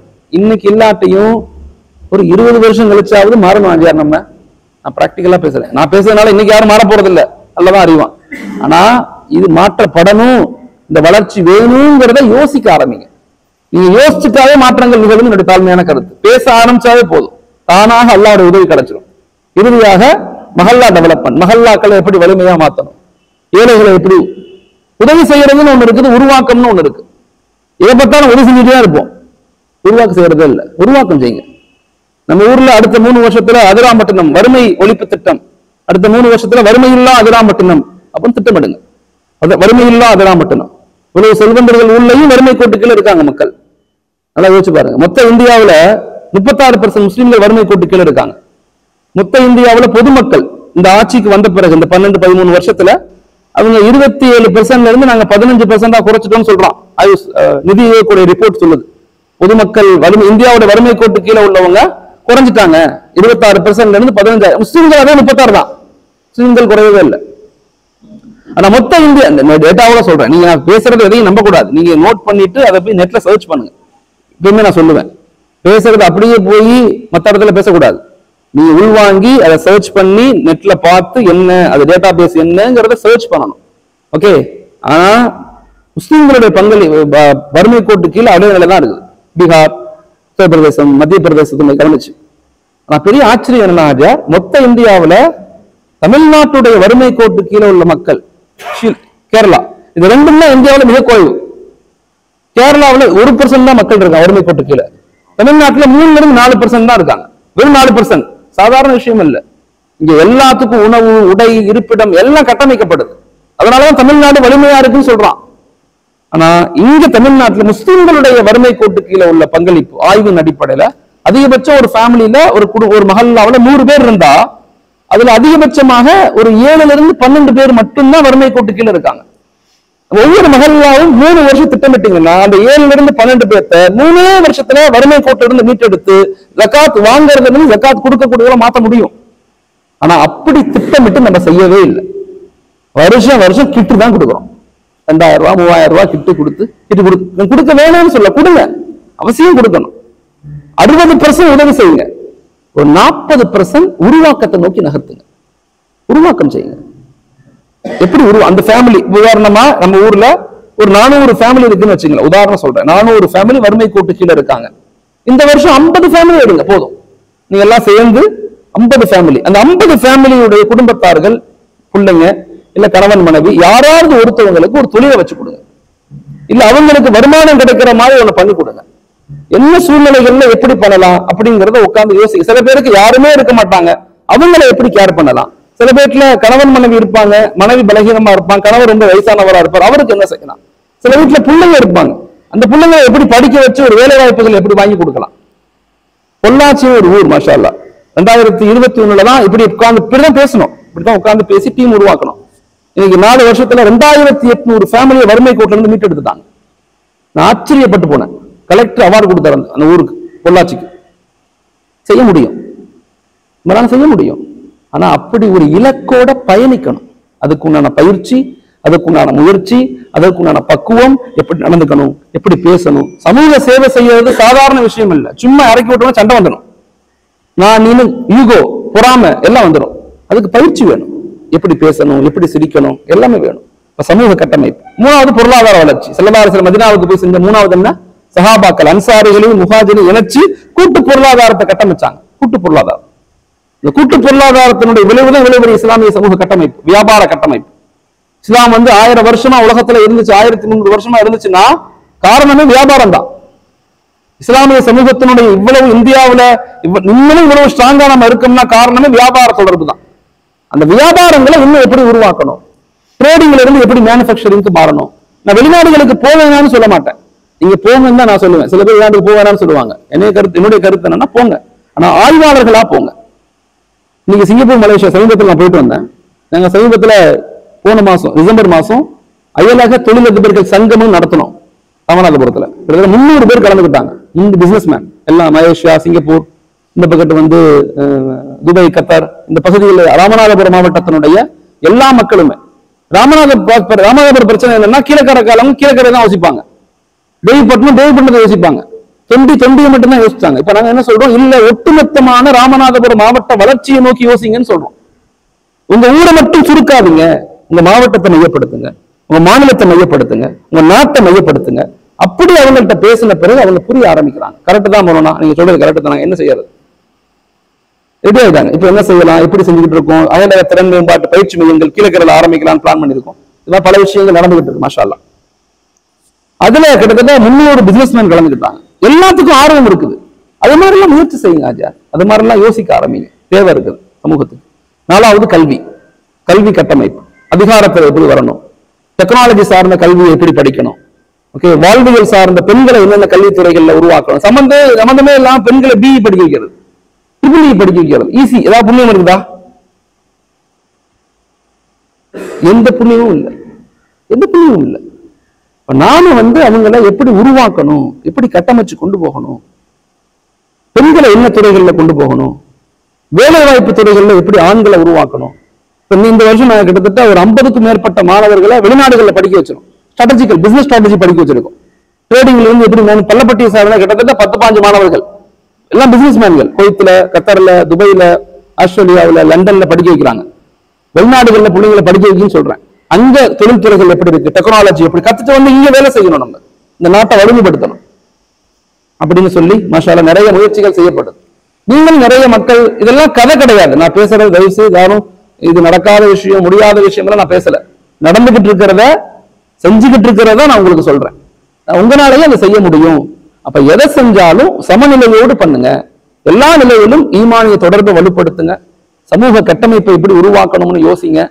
3வது பொருளாதாரத்தை எப்படி ஸ்டெபிலிட்டி ஆகுங்க, பொருளாதார கட்டமைப்பை. இப்ப நாங்க எங்களுடைய திட்டத்தின் அடிப்படையில் பாத்தீங்கன்னா ஒரு கடை வச்சிருக்கிறவங்க எப்படி 2 கடையா மாத்தணும், 2 கடை பிசினஸ் பயிற்சி கொடுக்குறோம். நிறைய பிசினஸ் இப்ப சமீபத்துல குற்றாலத்துல ஒரு ட்ரைனிங் கொடுத்தோம், சென்னையில ஒரு ட்ரைனிங் கொடுத்தோம். 400 செகண்ட் ஜெனரேஷன் பிசினஸ் காணுதான். செகண்ட் ஜெனரேஷன் அத்தா பெரிய பிசினஸ். சென்னை மொபைல்ஸ், சுகை சத்தார், மகாராஜா, இது போன்ற பெரும் செல்வந்தர்கள், பெரும் வியாபாரிகள் இருப்பாங்க. இவங்களுடைய பிள்ளைகளை மட்டும் கூப்பிடுறோம், குழந்தைகளை கூப்பிட்டு எப்படி பிசினஸ் பண்ணணும், கனெக்ஷன்ஸ் எப்படி உருவாக்கணும், நாடார்கள் எப்படி உருவாக்குறாங்க, மார்வாடிஸ் எப்படி பண்றாங்க, சீக்ஸ் எப்படி பண்றாங்க, எப்படி இவங்கெல்லாம் ஜெயின்ஸ் எப்படி உருவாக்குறாங்க, அவங்க எப்படி அவங்களுக்குள்ள பிசினஸ் கம்யூனிகேஷனை வலுப்படுத்துறாங்க, நம்ம ஏன் அப்படி செய்யறது இல்லை அப்படின்னு அவங்களுக்கு பயிற்சி கொடுக்குறோம். பெரும் ட்ரெயினர்ஸை வச்சு ட்ரெயின் பண்றோம். இது காலத்தினுடைய அவசியம், விட்டுறக்கூடாது. விட்டுட்டோம், உங்க காலத்துல சாதிக்க முடியல, நீங்க பாட்டுக்கு பேசிக்கிட்டு சொல்லிட்டு கிளம்பி போயிட்டீங்கன்னா நம்ம பிள்ளைங்க பாதிக்கப்படுவாங்க. பிள்ளைங்க நம்ம செல்வம் சேர்த்து வைப்போம், ஆனா பிள்ளைங்க எப்படி அதை பாதுகாப்பாங்க?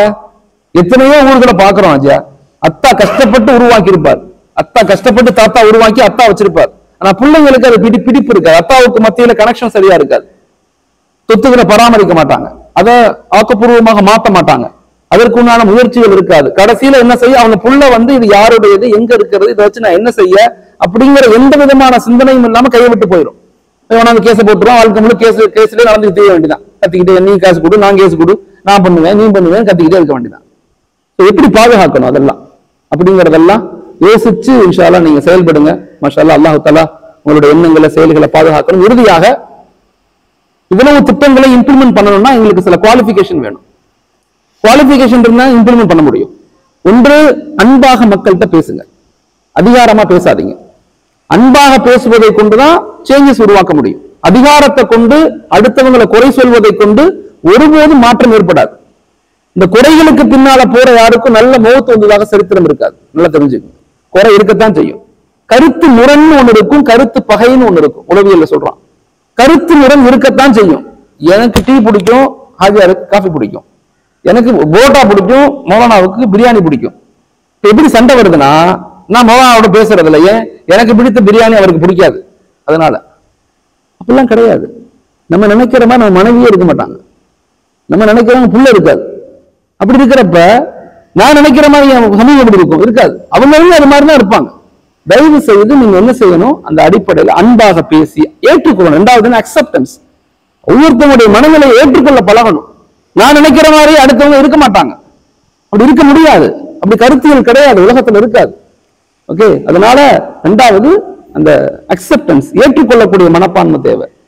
மூணாவது எல்லாத்தையும் மன்னிச்சிடணும். சின்ன சின்ன சண்டைகள் வரும், சின்ன சின்ன கருத்து வேறுபாடுகள், சின்ன சின்ன கருத்து முரண்கள் வரத்தான் செய்யும்.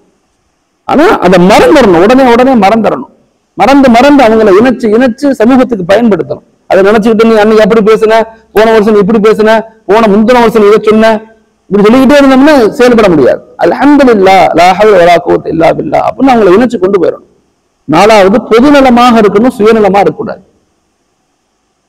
இதை செஞ்சா எனக்கு என்ன கிடைக்கும், இதை செஞ்சா எனக்கு என்ன கிடைக்கும்னு மனநிலையோடு செஞ்சோம்னா அல்லாஹ்வுடைய உதவி நின்று போயிடும். எப்ப பொதுநலமாக, யா அல்லாஹ் இதை உனக்காக செய்யறேன், உம்மத்துக்காக செய்யறேன் அப்படிங்கிற உணர்வோடு செஞ்சா அல்லாஹ்வுடைய உதவி கொட்டும். இதை புரிஞ்சுக்கணும் நம்ம எல்லாருமே. அப்போ ஒரு சிஷ்யத்தை செயல்படுத்தணும், ஒரு இலக்கை நோக்கி நகரணும்னா அந்த 4 விஷயங்கள் தேவை. ஒன்று அன்பாக பேசணும், ரெண்டாவது ஏற்றுக்கொள்ளக்கூடிய மனப்பான்மையை உருவாக்கி கொள்ளணும், மூணாவது மக்களை மன்னிச்சிடணும், நாலாவது என்ன, சுயநலமாக இல்லாம பொதுநலமாக பயணிக்கணும். 4 விஷயங்களை பேசக்கூடாது சமூக கட்டமைப்புல. 4 விஷயங்களை நமக்குள்ள பொது சபைகள்ல பேசக்கூடாது. ஒன்று சோ கால்டு அரசியல் பேசக்கூடாது. சோ கால்டு அரசியல்னா அரசியல் வெறுப்புணர்வு. இவங்க தமுமுக, இவங்க பிஜேபி, இவங்க எஸ்டிபிஐ, இவங்க திமுக இப்படி அரசியல் வெறுப்புணர்வை பொதுக்களங்கள்ல பேசக்கூடாது. ஒருபோது உருப்படவே முடியாது, பேசக்கூடாது. ரெண்டாவது அகீதா மசாயில் பேசக்கூடாது. இது கூடும் கூடாது, அதை உலமாக்கள் பேசுவாங்க. நமக்கு தேவைன்னா உலமாக்கள்கிட்ட கேட்டு தெரிஞ்சுக்கணும். நம்ம போய் அதை டிபேட் பண்ணி பேசிதான் கடந்த 300 வருஷம் கீழே விழுந்துட்டோம். நல்லா ஆழமா யோசிங்க. ஓகே, அது தேவைன்னா தெரிஞ்சவங்கள்ட்ட கேட்டு தெரிஞ்சுக்கணும். மூணாவது முன்னோர்களை குறை சொல்லக்கூடாது. முன்னோர்களை குறை சொல்லிய யாரும் முன்னேறியதாக வரலாறே கிடையாது. முன்னோர்களை குறை சொல்லக்கூடாது. ஓகே, அவங்க அப்படி பண்ணாங்க, இவங்க இப்படி பண்ணாங்க, இந்த முத்தோலி சரியில்லை, இப்படி இறந்து போனவங்க, காலம் தாழ்ந்து போனவங்களை போய் குறை சொல்ல ஆரம்பிச்சோம்னா ஜெயிக்க முடியாது வாழ்க்கையில. அவங்க காலத்துல என்னென்ன அவங்க செய்யணுமோ செஞ்சுட்டு போயிட்டாங்க. நம்ம இன்னைக்கு என்ன செய்யணும் யோசிக்கணும்.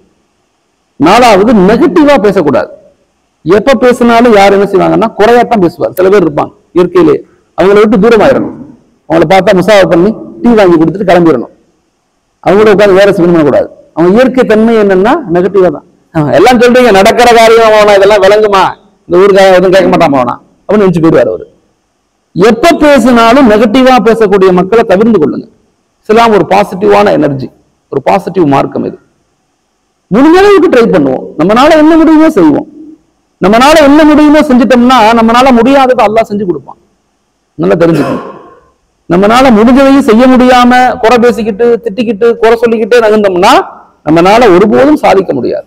அப்புறம் அடிபாதாளத்துக்கு போயிட்டு நசுக்கப்பட்ட பிறகு நம்ம எல்லாரும் சேர்ந்து 100 பேர் இல்ல 1000 பேர் செஞ்சிருந்தாலும் ஒண்ணும் செய்ய முடியாது. நல்லா இருக்கும் போதே நம்ம நல்லா ஆயிரணும், நசுக்கப்பட்ட பிறகு நம்ம நல்லாக முடியாது. இதை புரிஞ்சுக்கணும். அல்லாஹ் தஆலா நம்ம எல்லாத்தையும் கபூல் செய்யணும். நல்ல மக்கள் நீங்க, சிறந்த ஊர், சிறந்த ஆளுமைகள் கிடைச்ச ஊர், நிறைய உலமாக்கள், சிறந்த ஆளும்கள், மாஷா அல்லாஹ், சிறந்த சீதேவிகள் உள்ள ஊர் இது. அதனால அந்த ஊரை, இளைஞர்களை நல்லாதான் இருக்கு, நல்லாதான் போய்கிட்டு இருக்காங்க. இன்னும் எப்படி டெவலப் பண்ணலாம், இளைஞர்களை, குழந்தைகளை, பெண்களை, பிசினஸ் மேனை, ஸ்காலர்ஸை, நம்முடைய உரிமைகளை, கலாச்சாரங்களை எப்படி பாதுகாக்கலாம் அப்படிங்கிறத பத்தி எல்லாம் அடிக்கடி உட்கார்ந்து இருக்கும். தவறுகள் குற்றங்கள் இருக்கத்தான் செய்யும். அதெல்லாம் அப்படியே ஓரமா ஒதுக்கிட்டு எப்படி சரி செய்யலாம். ஓகே, பிரச்சனைகளை பேசுறதை விட்டுட்டு தீர்வுகளை எப்படி பண்ணலாம்னு யோசிக்க ஆரம்பிங்க. அல்லாஹ்வுடைய உதவி நமக்கு கிடைக்கும். ஜஸாக்குமுல்லாஹ். அஸ்ஸலாமு அலைக்கும் வரஹ்மத்துல்லாஹி வபரகாத்துஹு.